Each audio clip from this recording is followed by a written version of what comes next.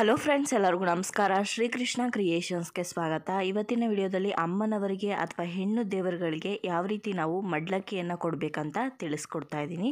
ಹಾಗಾದರೆ ಬನ್ನಿ ವಿಡಿಯೋ ಶುರು ಮಾಡೋಣ.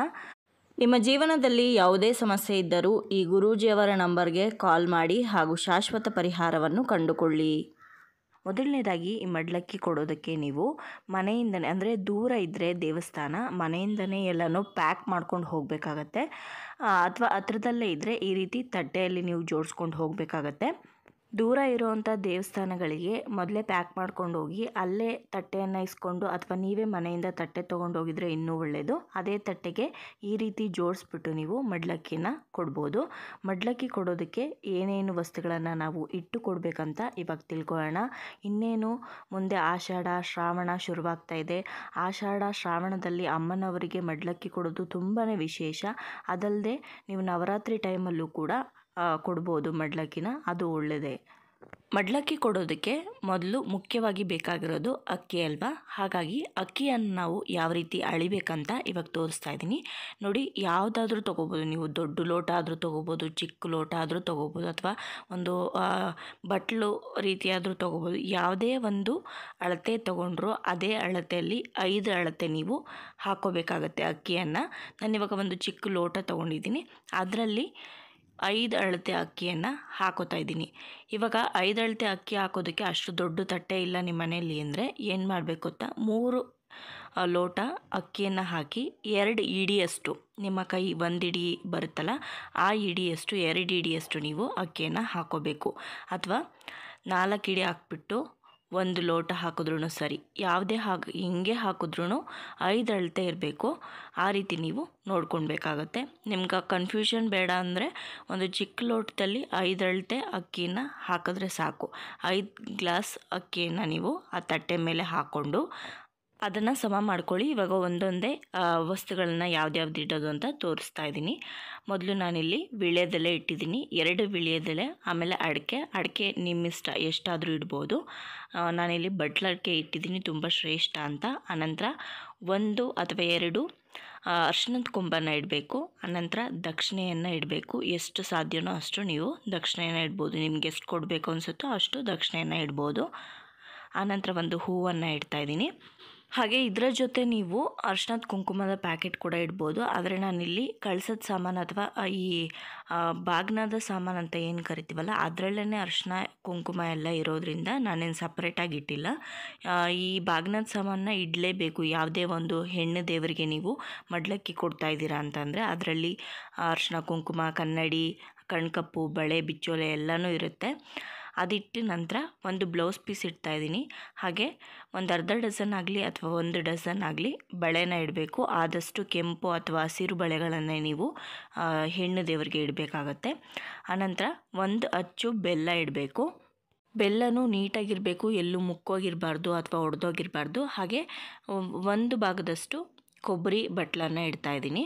ಕೊಬ್ಬರಿ ಬಟ್ಲು ಒಳಗಡೆ ನಾನಿವಾಗ ಕಡಲೆ ಹಾಕ್ತಾಯಿದ್ದೀನಿ, ಹುರ್ಗಡ್ಲೆ ಜೊತೆ ನೀವು ಡ್ರೈ ಫ್ರೂಟ್ಸನ್ನು ಇಡ್ಬೋದು. ನಿಮ್ಮ ಮನೇಲಿ ಯಾವ ಡ್ರೈ ಫ್ರೂಟ್ಸ್ ಇರುತ್ತೋ ಆ ಡ್ರೈ ಫ್ರೂಟ್ಸನ್ನು ನೀವು ಇಡ್ಬೋದು.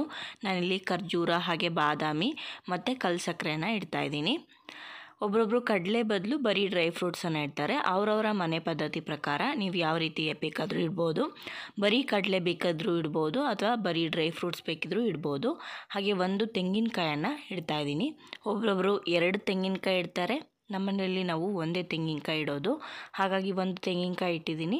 ಆನಂತರ ಇವಾಗ 1 ಚಿಪ್ಪು ಬಾಳೆಹಣ್ಣನ್ನು ಇಡ್ತೀನಿ. 1 ಚಿಪ್ಪು ಬಾಳೆಹಣ್ಣು ಇದು ಕಂಪಲ್ಸರಿ ಇಡಲೇಬೇಕು. ಬಾಳೆಹಣ್ಣಿನ ಜೊತೆ ನೀವು ಬೇಕಿದ್ರೆ ಬೇರೆ ಹಣ್ಣುಗಳನ್ನು ಸಹ ಇಡ್ಬೋದು. ಬೇರೆ ಹಣ್ಣು ಯಾವುದು ಇಲ್ಲದೇ ಇದ್ದರೂ ಬಾಳೆಹಣ್ಣನ್ನಂತೂ ಇಡಲೇಬೇಕಾಗತ್ತೆ.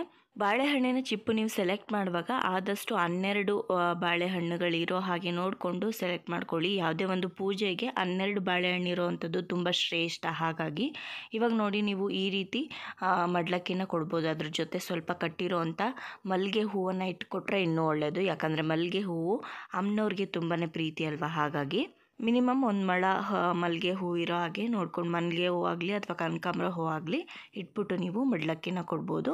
ಅದರ ಜೊತೆ ನೀವು ಸೀರೆಯನ್ನು ಕೊಡ್ತಾ ಇದ್ದೀರಾ ಅಂದರೆ ಸೀರೆಯನ್ನು ಕೂಡ ನೀವು ಇಡ್ಬೋದು. ಸೀರೆಯನ್ನು ಸೆಲೆಕ್ಟ್ ಮಾಡುವಾಗ ಆದಷ್ಟು ಹಸಿರು ಬಣ್ಣದ ಸೀರೆ ಅಥವಾ ಕೆಂಪು ಬಣ್ಣದ ಸೀರೆ, ಪಿಂಕ್ ಕಲರ್ದು ಇದೆಲ್ಲ ತುಂಬಾ ಇಷ್ಟ ದೇವರಿಗೆ. ಹಾಗಾಗಿ ಹಸಿರು, ಕೆಂಪು, ಪಿಂಕು ಈ ರೀತಿ ಸೀರೆಗಳನ್ನು ಸೆಲೆಕ್ಟ್ ಮಾಡಿ 8 ಮೊಳದ ಸೀರೆ ಕೊಡಿ. ತುಂಬ ಚಿಕ್ಕದೆಲ್ಲ ಕೊಡಬೇಡಿ, ಯಾಕಂದರೆ ಉಡ್ಸೋದಕ್ಕೆಲ್ಲ ಆಗೋದಿಲ್ಲ, ಸುಮ್ಮನೆ ವೇಸ್ಟ್ ಮಾಡಿಬಿಡ್ತಾರೆ, ಎಸ್ಬಿಡ್ತಾರೆ, ದೇವ್ರಿಗೆ ಉಡ್ಸೋದಿಲ್ಲ. ಕೊಟ್ಟ ಮೇಲೆ ಅದನ್ನು ದೇವ್ರಿಗೆ ಉಡಿಸ್ಬೇಕಲ್ವ. ಹಾಗೆ ನೀವು ಸೀರೆ ಕೊಡಲೇಬೇಕು ಅನ್ನೋ ಹಾಗೂ ಏನಿಲ್ಲ, ಬ್ಲೌಸ್ ಪೀಸ್ ಕೊಟ್ಟರು ಸಾಕು. ಸೀರೆ ಕೊಡಬೇಕು ಅನ್ನೋ ಆಶಯ ನಿಮಗಿದ್ರೆ ಖಂಡಿತವಾಗ್ಲೂ ಸೀರೆನ ಕೊಡ್ಬೋದು.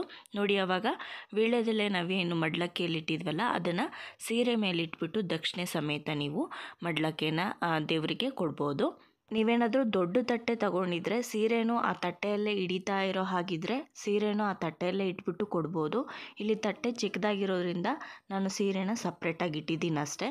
ಅದನ್ನು ಸಪ್ರೇಟಾಗೇ ಕೊಡಬೇಕು ಅನ್ನೋ ಅವಶ್ಯಕತೆ ಏನಿಲ್ಲ. ನೀವು ತಟ್ಟೆ ಮೇಲೇ ಸೀರೆನ ಇಟ್ಟು ಕೂಡ ಕೊಡ್ಬೋದು. ಇಷ್ಟು ಮಡ್ಲಕ್ಕಿನ ನೀವು ಅರ್ಚಕರಿಗೆ ಕೊಟ್ಟು ಅನಂತರ ಪೂಜೆ ಮಾಡಿಸ್ಬೇಕು. ಪೂಜೆ ಸಾಮಾನು ಸಪ್ರೇಟಾಗಿ ತೊಗೊಂಡೋಗಿರ್ಬೇಕಾಗತ್ತೆ. ಹಣ್ಣು, ಕಾಯಿ, ಕಡ್ಡಿ, ಕರ್ಪೂರ, ಹೂವು ಎಲ್ಲನೂ ಪೂಜೆ ಮಾಡಿಸ್ಕೊಂಡು ಅರ್ಚನೆ ಮಾಡಿಸಿ ಆನಂತರ ಮಡ್ಲಕ್ಕಿನೆಲ್ಲ ತಗೋತಾರಲ್ಲ, ಖಾಲಿ ತಟ್ಟೆಯನ್ನು ತೊಗೊಂಬರ್ಬಾರ್ದು. ಮಡ್ಲಕ್ಕಿ ಕೊಟ್ಟಿರ್ತೀರಲ್ಲ ಅದರಲ್ಲಿ ಸ್ವಲ್ಪ ಕಾಳನ್ನು, ಅಕ್ಕಿ ಕಾಳನ್ನು ಆ ತಟ್ಟೆಗೆ ಹಾಕ್ಕೊಂಡು ಅನಂತರ ತಂದು ಆ ಅಕ್ಕಿ ಇರುತ್ತಲ್ಲ ಅದನ್ನು ಒಂದು ಸ್ವಲ್ಪ ಗಂಟು ಕಟ್ಟಿ ನೀವು ದಿನನಿತ್ಯ ಬಳಸೋವಂಥ ಅಕ್ಕಿ ಡಬ್ಬಕ್ಕೆ ಹಾಕೋಬೇಕು. ಈ ರೀತಿ ಹಾಕ್ಕೊಂಡ್ರೆ ಯಾವತ್ತಿಗೂ ಕೂಡ ನಿಮಗೆ ಅನ್ನದ ಕೊರತೆ ಅನ್ನೋದು ಕಾಣಿಸೋದೇ ಇಲ್ಲ ಅಂತ ಒಂದು ನಂಬಿಕೆ ಇದೆ. ಹಾಗಾಗಿ ಆ ಅಕ್ಕಿಯನ್ನು ಮರೀದೆ ನೀವು ಅಕ್ಕಿ ಡಬ್ಬಕ್ಕೆ ಹಾಕಿಡಬೇಕಾಗತ್ತೆ. ಆಷಾಢ ಮಾಸದಲ್ಲಿ, ಶ್ರಾವಣ ಮಾಸದಲ್ಲಿ ಹಾಗೆ ನವರಾತ್ರಿ ಸಮಯದಲ್ಲಿ ಅಮ್ಮನವ್ರಿಗೆ ತುಂಬಾ ಚೆನ್ನಾಗಿ ಅಲಂಕಾರ ಮಾಡಿರ್ತಾರೆ. ಅಂತಹ ಸಮಯದಲ್ಲಿ ನಾವು ಮಡ್ಲಕ್ಕಿ ಕೊಡೋದು ಕೂಡ ತುಂಬಾ ಶ್ರೇಷ್ಠ. ಅಮ್ಮನವ್ರಿಗೆ ಪ್ರೀತಿಕರವಾದಂತಹ ಒಂದು ಅದು ಆಚರಣೆ ಅಂತಲೇ ಹೇಳ್ಬೋದು. ಹಾಗಾಗಿ ಎಲ್ಲರೂ ಕೂಡ ಮುಂದೆ ಬರುವಂಥ ಆಷಾಢ ಶ್ರಾವಣದಲ್ಲಿ ಅಮ್ಮನವ್ರಿಗೆ ಯಾರ್ಯಾರು ಮಡ್ಲಕ್ಕಿ ಕೊಡ್ಬೇಕು ಅಂದ್ಕೊಂಡಿದ್ದೀರೋ ಖಂಡಿತವಾಗ್ಲೂ ಕೊಟ್ಟು ನೋಡಿ. ತುಂಬಾ ಬೇಗ ನೀವು ಸಫಲರಾಗ್ತೀರಾ. ನೀವು ಅಂದ್ಕೊಂಡಿರೋಂಥ ಕೆಲಸಗಳು ತುಂಬ ಬೇಗ ನೆರವೇರುತ್ತೆ. ನೋಡಿದ್ರಲ್ವ ಸ್ನೇಹಿತರೆ, ಇವತ್ತಿನ ವಿಡಿಯೋದಲ್ಲಿ ಅಮ್ಮನವ್ರಿಗೆ ಮಡ್ಲಕ್ಕಿನ ಯಾವ ರೀತಿ ನಾವು ಕೊಡಬೇಕಂತ ತಿಳಿಸ್ಕೊಟ್ಟಿದ್ದೀನಿ. ಇವತ್ತಿನ ಈ ವಿಡಿಯೋ ಇಷ್ಟ ಆಗಿದ್ರೆ ಖಂಡಿತ ಲೈಕ್ ಮಾಡಿ, ಬೇರೆಯವ್ರಿಗೂ ಕೂಡ ಶೇರ್ ಮಾಡಿ. ನಿಮ್ಮ ಅನಿಸಿಕೆ ಅಭಿಪ್ರಾಯಗಳನ್ನ ಕಮೆಂಟ್ ಮೂಲಕ ಬರೆದು ತಿಳಿಸಿ. ನನ್ನ ಚಾನಲ್ನ ಹೊಸದಾಗಿ ನೋಡ್ತಾ ಇದ್ದರೆ ದಯವಿಟ್ಟು ಸಬ್ಸ್ಕ್ರೈಬ್ ಮಾಡ್ಕೊಳ್ಳಿ. ಹಾಗೆ ಪಕ್ಕದಲ್ಲಿ ಕಾಣುವಂಥ ಬೆಲ್ಲೈಕನ್ನ ಮರದೇ ಕ್ಲಿಕ್ ಮಾಡಿ. ಸಿಗೋಣ ಮತ್ತೊಂದು ಇಂಟ್ರೆಸ್ಟಿಂಗ್ ವಿಡಿಯೋದೊಂದಿಗೆ. Take care, bye. Thank you for watching.